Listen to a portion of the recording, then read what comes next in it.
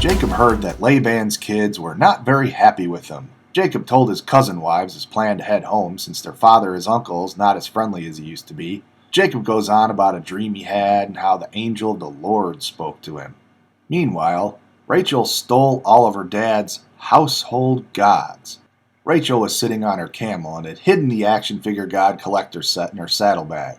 She basically told dear old dad that she can't get up off the camel because she is having her monthly period.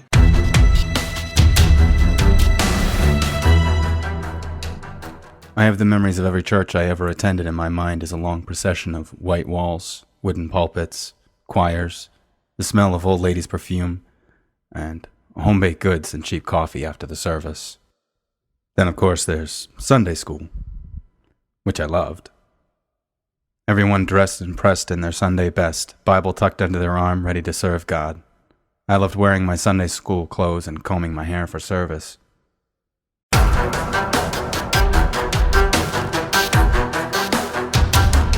I had a good Christian friend say this to me, and then after saying it, said, "Love you." And all I can say to that is, number one, if that's the case, why aren't there tons of atheists out there eating babies and killing old people? I'm certainly not doing it. And secondly, how many Christian people do you know are walking a straight and narrow and just not sinning? I was in the church for 20 years, and I can tell you that that is not the case.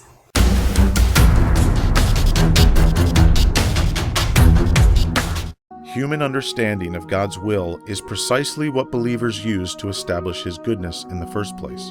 So if ex-convicts will do what God will not, then how can God's goodness ever truly be established? And if Christians are willing to believe that their God is within His right to let tragedies occur, like the one in Cleveland, then the only conclusion I can come to is that in some circumstances, kidnapping and rape are acceptable to God.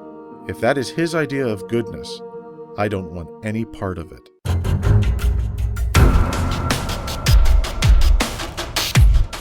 The Christianity Monument would have been so awesome. It was a statue of Jesus riding a unicorn while fighting Satan, who happened to look a lot like Richard Dawson.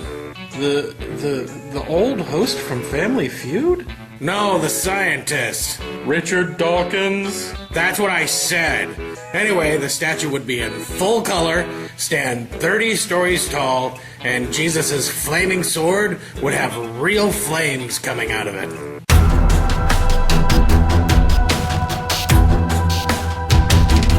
Science owes a debt.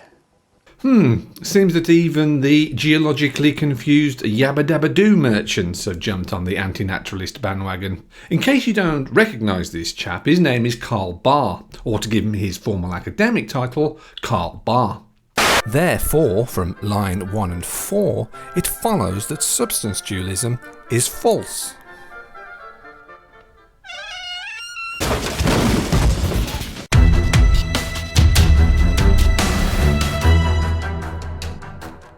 Hello, I'm Bob Smearfack, but not really. We're rolling into Jerusalem. Your boy's gonna get thrown under the bus to the big religious hoo-haws. Then they're gonna hand him off to the Romans, who are gonna beat the shit out of him and then hoist him up so he has a really nice view of the city, if you know what I mean. And then on day 3, he was gonna do a full frontal resurrection. This is your Bible on psychotherapy. This audio-activated lighting system predated the clapper by 6,000 years. He is the most interesting creationist in the world. Stay faithful, my friends.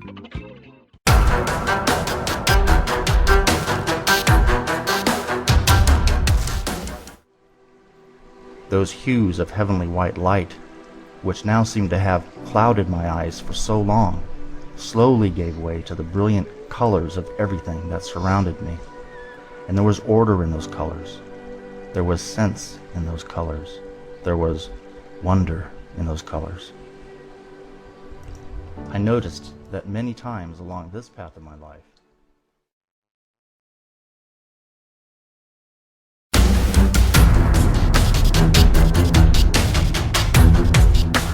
The Lord said to Moses, "Tell Eleazar, son of Aaron, the priest, to remove the censers from the charred remains and scatter the coals some distance away, for the censers are holy."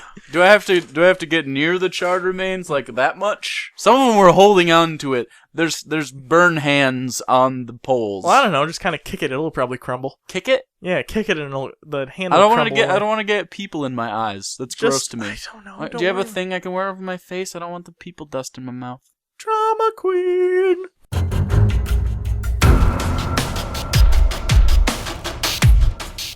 You show the skeptics that you're right. You don't just accuse them of being closed-minded or conspiring to keep your discovery from becoming common knowledge. This is how science works. You have to be willing to demonstrate that you're right. And science, as I've said before, doesn't make exceptions. No, not even for dishonest people.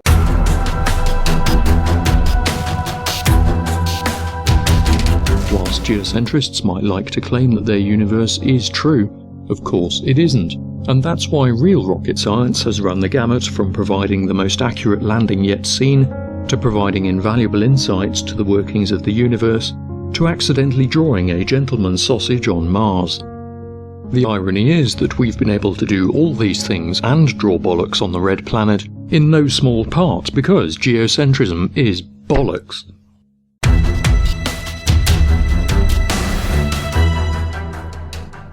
Now, phosphates are essential for crop growth. Bone meal is a good source of phosphates, but the slaughterhouses could not keep up with demand. Bones were imported from the great battlefields of Europe. Mummified Egyptian cats were used, and it was not just mummified cats being added to the soil. While the British populace were re-ingesting horses, soldiers, mummies and their cats, it was discovered that coprolites, dinosaur crap, was an excellent source of phosphates, and there was a mini mining boom to dig up the crap from where Noah buried the dinosaurs and add that to the British diet.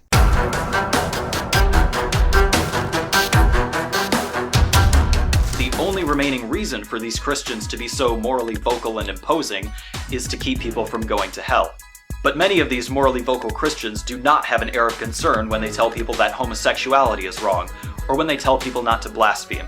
I guess I'm kind of turning the question around, which is, what would it take for you to not believe? How far are you willing to run with this answer of, well, God's mysterious?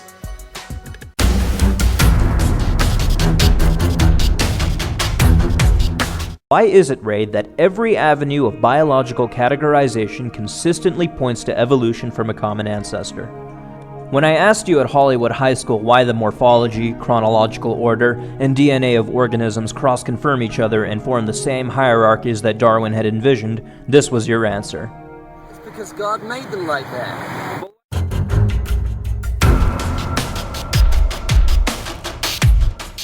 Do we still have to do this? Do we really still have to show that evolution is science and creationism is not? Alright, fine, let's get through this. And the ontological argument is one of my favorite arguments in favor of God's existence because it's so exquisitely stupid. Really? You believe the idea that a man rose from the dead is the best explanation for something? And that is in no way rational. Testable, falsifiable, scientific.